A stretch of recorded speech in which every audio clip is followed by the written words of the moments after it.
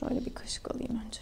Uzun zamandan sonra bir sessiz vlog kesiti izlediniz. Kanalımın ilk videolarını görmüş olanlar bilir ki eskiden ben sessiz vloglar paylaşırdım. Takriben 5 sene kadar önce çok severek çektiğimi hatırlıyorum sessiz vlogları. Şöyle ufak bir geri dönüş yapmak istedim. Bu eğer sizin ilginizi çekiyorsa, eğer hoşunuza gittiyse daha kapsamlılarını da Allah'ın izniyle çekmek isterim. Çayımı aldım, bir de mum yaktım. Görmüyorsunuz ama battaniyemi de aldım. Kazağımı da giydim ve şöyle bir köşeye geçtim. oturup biraz sohbet etmek istedim. Kimin 17'si ya da 18'i, şu an işte gece oldu artık. Ve son 2 haftadır çok kötü haberler aldık. Yani Türkiye olarak. Dünyanın her yerinde olan insan katliamı, kadın katliamı, sonrasında çocuk kaçırmalar, çocuk öldürmeler, para için bebeklere zarar vermeler, bebekleri öldürmeler vesaire. Bunlar böyle aslında çok hassas konular, çok ağır konular. Çok bir şey söylemeyeceğim ama genel olarak öyle ortaya yuvarlak konuşmak istedim. Öncelikle yani neresinden tutarsanız tutun çok can yakıcı, çok korkutucu ve yani nereye gidiyoruz? Biz artık bunun bir sonu yok mu dedirtici şeyler bunlar o cinsten. Ve özellikle çevrenizde böyle küçük çocuklar varsa, bebekler varsa ya da sadece insansanız, bilmiyorum, insanın yüreği kaldırmıyor ya bazen öyle bir şey. Aslında ben kendimi bildim bileli çocukluğumdan beri bu tür kelimeleri de YouTube biraz sansürlü kabul ediyor ama o yüzden çok da kullanmak istemiyorum. Ve çok aslında gündemde de tutmamaya çalıştığım şeyler bunlar benim. Kısaca söyleyeceğim yani Ayşegül'ün ve İkbal'in katledildiğini öğrendikten bir gün sonra yani kabus gördüm ve onlarla alakalı kabuslar falan gördüm. Gece kaç kez korkuyla uyandığımı hatırlamıyorum. Korkunç uyandım yani. Uyandıktan sonra şey dedim eşime, ben çok etkilendim. O da bana dedi ki etkilenmemek mümkün mü? Neyse sonra günler falan geçti. Böyle zaman geçti yani. Ve hani haberleri takip ediyorum. Neler paylaşılıyor bu konuyla alakalı, durumlar ne, bu kızların aileleri ne durumda vesaire ve bu çocuk neyin nesi böyle gibi ve neden böyle bir şey yapmış gibi. Kızlarla alakalı, çocukla alakalı böyle iddialar bilmem neler vesaire. Yalan yanlış, her doğruyla karışık bir sürü şey sosyal medyada dolaşmaya başladı. Böyle nasıl desem, bu toplumsal olaylarla alakalı yani zaten kadınlara yönelik sözlü şiddetten tutun çok daha ileri boyutlarına kadar. Bunlar bizim aslında hep duyduğumuz, hayatında içinde olan şeyler ve artık bize normal gelen şeyler. Fakat ben artık kadınlara yönelik bu olumsuz söylemleri, bu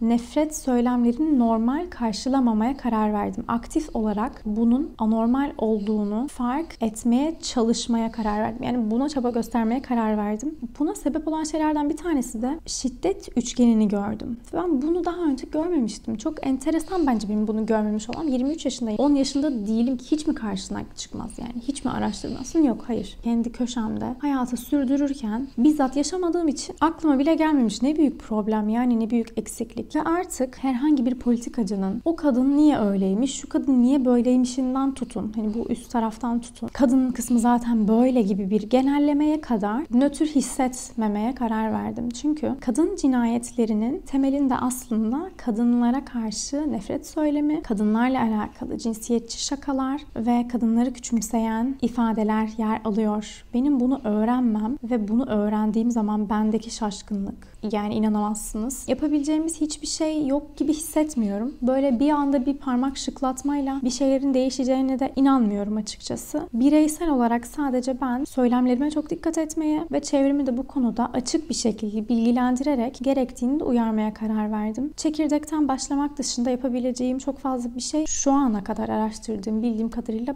bu. Daha hassas olmaya karar verdim bu konularda. Kendim kadınlara daha saygılı olmam gerektiğine karar verdim. Herkesi bunu yapmaya davet ediyorum. Aklımda olan bazı şeyleri paylaşıyorum. Bu güvende hissetmemek konusuyla alakalı da şunu söylemek istiyorum. Maddi kötülükler çok yaygın çevremizde. Yani komşunun nasıl bir insan olduğunu bilmiyorsun. Nasıl insanlarla aynı mahallede yaşadığını bilmiyorsun. Nasıl insanlarla aynı okulda olduğunu bilmiyorsun. Aslında bu korkunç vahşetlere imza atan insanlar, korkunç vahşetleri yapan insanlar hayatın içinden kimi öğretmen, kimi kasap ironik bir şekilde, kimi kuyumcu, kimi öğrenci, herhangi bir şey ve her şey ve olayın maddi kısmıyla değil manevi kısmıyla alakalı söylemek istediğim bir şey var. O da bizim manevi olarak genel manada kendimizi bir koruma kalkanına aldığımızı düşünmüyorum ben. Bundan da dolayı Dualar ve Zikirler kitabımı aldım. Sizinle paylaşmak istediğim şeyler var. Şunu söylemek istiyorum. Dualar ve Zikirler bir zamanlar benim en yakın arkadaşlarımdan biriydi. Gerçekten çok ihtiyacım olan bir zamanda beni buldu bu dua kitabı. Çevremdeki herkesin hayatının bir şekilde ya tepetaklak olduğu ya korkunçluklara girdiği, farklı varlıklarla imtihanlar edildiği dönemlerde beni saçma sapan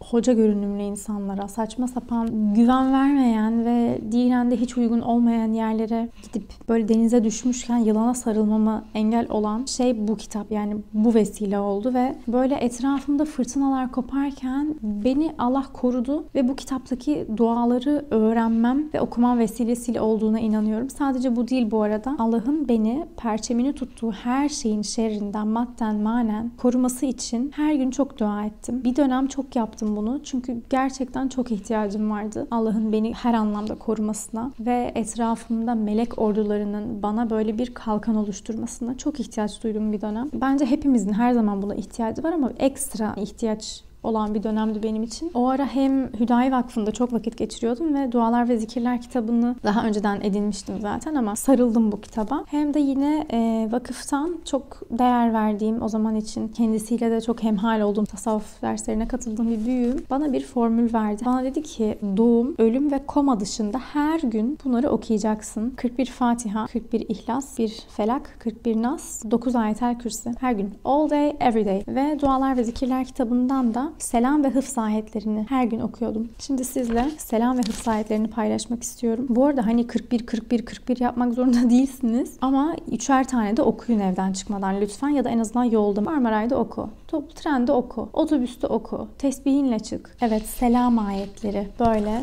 ayetler ve mealleri yazıyor. Tabii ki ben meallerini okuyacağım. İlahi rahmetten kovulmuş şeytandan Allah'a sığınırım. Rahman ve Rahim olan Allah'ın adıyla. Rabbiniz merhamet etmeyi kendisine yazdı. Sabrettiğinize karşılık size selam olsun. Dünya yurdunun sonu cennet ne güzeldir şeklinde başlıyor. Gönderilen bütün peygamberlere selam ile ilerliyor ve o gece selam doldur ta fecrin doğuşuna kadar şeklinde bitiyor. Sonra bir de hıfz ayetleri var. Aman Allah'ım. 179'dan 189'a kadar hıfz ayetleri. Ama var ya, bunları oku, çelik kalkan. Bak ben sana söyleyeyim. Korkma. Bunları oku. Hıfz ayetlerini oku, çık dışarı. Gece korkuyor musun? Hıfz ayetlerini oku, öyle yat. Abdestli gez. Formüller bunlar kızlarım yani. Okuyacaksın. Ne yapacaksın? Çalışıyorsunuzdur, eve geç saatte geliyorsunuzdur, karanlıkta yolda oluyorsunuzdur falan. Dualar ve zikirler tut cebinde. Korktun mu? Başın mı sıkıştı? Bunu bile bekleme. Hıfz ayetlerini oku. Koruma ayetleri. Mahmut Sami Ramazanoğlu. Bunlar birleştirilmiş dualar ve zikirlerdi. Yani Erkam Yayınları daha ne yapsın? Rahman ve Rahim olan Allah'ın adıyla. Allah'ım bizi hayatta bıraktığın müddetçe önümüzdeki, arkamızdaki, sağımızdaki, solumuzdaki bütün düşmanlarımızdan ebediyen muhafaza eyle. Ona önünden de ardından da batıl gelemez. O hikmet sahibi, çok övülen Allah'tan indirilmiştir diye tavsif ettiğin yüce kitabını muhafaza ettiğin şekilde bizim dinimizi de koru. Amin. En çok ihtiyacımız olan şey İslam dini üzere sabit kalabilmek. O kadar değişken ki, o kadar esnek ki, insanın imanının kuvvetli olması, zayıf olması, insanın ibadetlerle arasındaki ilişki, bunlar çok anlık şeyler. O yüzden Efendimiz zaten sallallahu aleyhi ve sellem bir an için bile Rabbimizin onu nefsiyle baş başa bırakmaması için dua ediyorsa biz kimiz arkadaşlar? Devam etmeyeyim, bu çünkü 10 sayfa. Ama bakın şimdi şunu okumak istiyorum. Kapanışı bununla yapalım. Ey 7 semaların ve yüce arşın sahibi olan Rabbim, filan oğlu filanın şerrinden beni koru. Cinlerin, insanların ve tabilerinin, onlardan herhangi birinin bana taşkınlık etmesinin şerrinden beni muhafaza buyur. Senin muhafazan ne büyüktür, senan yücedir. Senden başka da ilah yoktur. Hem Müslüman olan hem gayrimüslim olan bütün takipçilerim. Öncelikle sizleri seviyorum. İyi ki beni destekliyorsunuz. Allah sizden razı olsun. Burada böyle konuşuyorum falan ve bunları sonra bir platforma yüklüyorum ve binlerce insan izliyor ve bana geri dönüş yapıyor. Muazzam bir şey. İyi kullanmak lazım tabii. O da bambaşka bir konu. Yine ben dönüp bazı videolarımı sileceğim. Ondan eminim. Boşuna paylaşmışım deyip sonradan siliyorum bazı şeyleri. Şimdi size şunu söyleyeceğim. Hayatımızda dört bir köşeye serpiştirilmiş şeytanın adamları var. Bunu söylerken de gözünüzü korkutmak maksadıyla söylemiyorum. Neden? Bir insan apaçık kötülük yapıyor. Tamam. Şeytan onu kullanıyor, o işte belli. Yani bir insan bir başkasının canını yakıyor. Bile isteye yapıyor bunu. Tamam. Şeytanın böyle elini kolunu bağlayıp kenarda oturacağını kimse vaat etmedi. Dünyada zaten kötülükler var ve olmaya devam edecek kıyamete kadar. Yani burası bizim ebedi yurdumuz değil. Burası ebeden huzur bulduğumuz yer değil. Zaten ömrümüz ne kadar ki, yani maksimum 80-90 sene, hani 50, 40, 50, 30. Daha geçenlerde çok yakın bir arkadaşımın çok yakın bir arkadaşı vefat etti. 19 yaşında kızlar katledildi. Dünya huzur yeri değil. Burada bir gönül sıkıntısı olması çok mümkün. Her zaman da var. Hepimizde de var. Bu şey demek değil bu arada. Hayatı dertli olarak yaşamak, Müslümanın hep dertli, hüzünlü olması değil. Evet, buruk bir hüznü bir Müslümanın olması çok tabii. Çünkü dünyanın dört bir yanında Müslümanlar kanıyor ve Müslümanlar ağlıyor. Bir Müslümanın hiç dertsiz olmasını bekleyemezsin. Bekleme de zaten ve hiç dertsiz bir Müslüman da olmaz zaten. Evet, helal dairesi keyfe kafidir. Bir Müslüman çok huzurlu da yaşayabilir. Hatta bir Müslümanın kendi iç huzurunu sağlaması da çok önemlidir. Hayat hayatta ona verilen imkanlarla, Allah'ın ona bahşettiği şeylerle mutmain olması, Allah'a sürekli şükretmesi, huzur istemesi, yani huzurlu hissetmeyi istemesi, bunlar çok tabii şeyler, tartışmasız gerekli olan şeyler. Gerçekten güzel Müslümanların o hayatlarındaki o huzur size sirayet eder zaten. Tüm dertlere rağmen. Fakat yine de burası ebedi huzur yeri değil. Burada acı da var, kalp kırıklığı da var, hayal kırıklığı da var, kırmak da var, kırılmak da var. Burada her türlü kötülük var. Senin üzerine düşen ne? Kendini korumak için. Kendini korumak için sen üzerine düşeni yap. Elinden geleni yap. Sonrası Allah'tan. Sende değil. Ama sen çabala. Madden çevrendeki insanlara nasıl dikkat ediyorsun? Manen de yap bunu. Okumalarını yap. Kur'an-ı Kerim'ini oku. Yani seni koruyacak biliyorsun. O ayetleri oku. İhmal etmemeye çalış. Gözünde de büyütme. Ama bir Fatiha, 3 İhlas, 3 Felak, 3 Nas, bir Ayet-el Kürsi de oku. Bakmayın, kendime de bir hatırlatma bu. Benim çayım bitti, bitecek. Soğudu da artık. Bu da demek oluyor ki hatırı sayılır bir süredir konuşuyorum. Böyle genel bir sohbetti. Bu videoyu sessiz vlogla başlamak, sonra da bir sohbetle bitirmek istedim. Allah hepimizin yar ve yardımcısı olsun. Bunu söylemek istiyorum. Allah herkesin bu videoyu izleyen maddi manevi neye ihtiyacı varsa hemen nasip etsin. Hepimize gönül ferahlığı versin. Hepimize iç huzur versin. Korkunun kölesi yapmasın Rabbimiz bizi. Korktuğumuzda onun ipine sımsıkı tutunalım. Onun kitabına sarılalım. Başka yerlere değil. Sonraki sohbet videolarında sanki gündüz vaktini seçsem ışık falan daha iyi olur gibi. Tabii bir önceki videodaki gibi böyle güneşten benim ekrana bile, yani kameraya bile doğru düzgün bakamadığım videoları kastetmiyorum. Bazen tabii öyle güneş oyunları olabiliyor. Daha makul bir ışıklandırmayı kastediyorum. Şunu söyleyeceğim. 2018'den bu yana ya da 2017'den bu yana bu YouTube kanalı var ve ben o zaman başladım YouTube videoları yüklemeye. Her ne kadar ilk videolarımı artık tutmamış olsam da şunu unutmayın. Benle alakalı bir şey söyleyeceğim. Benim senelerdir ara ara bu platformda bir şeyler paylaşıyor olmam, artık bazılarınızın beni nispeten daha iyi tanıyor olması, buraya yansıttığım kadarını tanıyor olması ve benim bazı hassasiyetlerimi az çok size yansıtıyor olmam, kendimi böyle buraya koyup ben sizinim, ben buraya aitim, beni bölüşün, beni parçalayın, ne yapmak istiyorsanız, ne söylemek istiyorsanız dediğim ve bunu yaptığım anlamına gelmez. Ben burada bugün varsam yarın olmayabilirim ve benim burada bugün var oluyor olmam bana saygısızlık yapılmasına kapı araladığım anlamına gelmez. Bu tür durumlara benim derim çok da kalınlaşmadı ve ben derimin bu tür şeylere kalınlaşması gerektiğine de çok inanmıyorum açıkçası. Eskiden böyle düşünürdüm. Sonra bakış açım çok değişti. Ben bir Müslümanım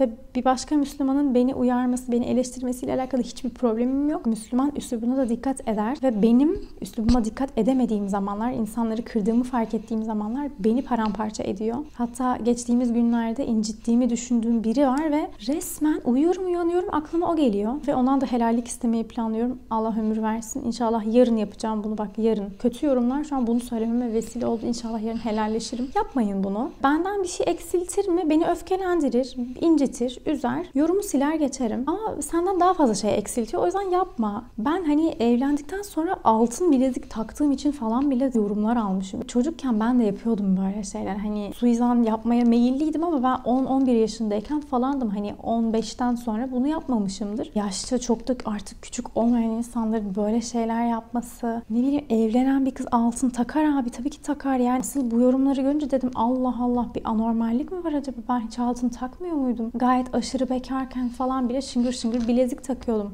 Allah herkese huzur versin, bana da huzur versin, size de huzur versin. Bu akşam dışarıdan eve gelirken apartmanda bir kedi gördüm ve o kedi daha önce bize gelmişti, yani eve almıştık, karnını doyurup bırakmıştık. Peşime takıldı, yine karnını doyurdum. Bir yere yattı, ağırlıyor ara sıra. Şimdi ben onu bulup dışarı koyacağım. O yüzden bu videoyu artık burada kapatıyorum. Umarım söylediğim herhangi bir şey böyle yanlış anlaşılmaya meyilli bir şekilde söylememişimdir. Kimseyi incitmek istemem. Konudan bağımsız. Beni takipten çıkmak, beni engellemek gibi bir seçeneğiniz var. Yani beni sevmiyorsan izleme bence. Çünkü ben sevmediğim bir insanı izlemekten hoşlanmıyorum. Ve sinirlerim bozuluyor. O yüzden görmek istemediğim, keşfetime artık takip ettiğim insanlar sürekli postlarını beğendiği için keşfetime düşmesini istemediğim ama kendisini ne bir canlı görmüşlüğüm olan insanları engelledim. Bunun kimseye zararı yok ki. Ben onu görüp gıcık olacağıma bir gün tutamayıp mesaj atacağım. Sen niye böyle yapıyorsun falan. Ne gerek var? O yüzden ne yaptım? Blokladım. Görmekten rahatsız olmadığım bir noktaya gelirsem engeli kaldırırım. Sorun değil ama ben kendimi önceliyorum. Yani görmek istemiyorum. Ama o da kendi ne yapıyorsa yapmaya devam etsin. Zararsız, kendi çapında takılıyor olabilir. Ama ben görmek istemediğim şeyi niye göreyim, niye izleyeyim? Mesela biraz da bu. Ayrıyeten yani gerçekten bir eksiğim olduğunu düşünürsünüz. Daha dikkat etmem gereken bir konu olduğunu düşünürsünüz. Bana çok düzgün bir şekilde bunu yazarsınız ve ben bundan çok faydalanırım. Yaptığımız yorumların, yaptığımız eleştirilerin de bir mantık çerçevesine oturması lazım. Bir işe yaraması lazım her şeyden öte. Bu yüzden bunu rica edebilirim. Onun dışında da kendinize çok dikkat edin. Kendinizi bol bol okuyun efendim. Göz var, nazar var, efendim sihir büyü var, her şey var. Kötülükler var. Dikkat edelim. Bunu söylemek istiyorum. Sonraki videolarda inşallah görüşürüz. Kendinize çok iyi bakın. Allah'a emanet olun ve hoşça kalın.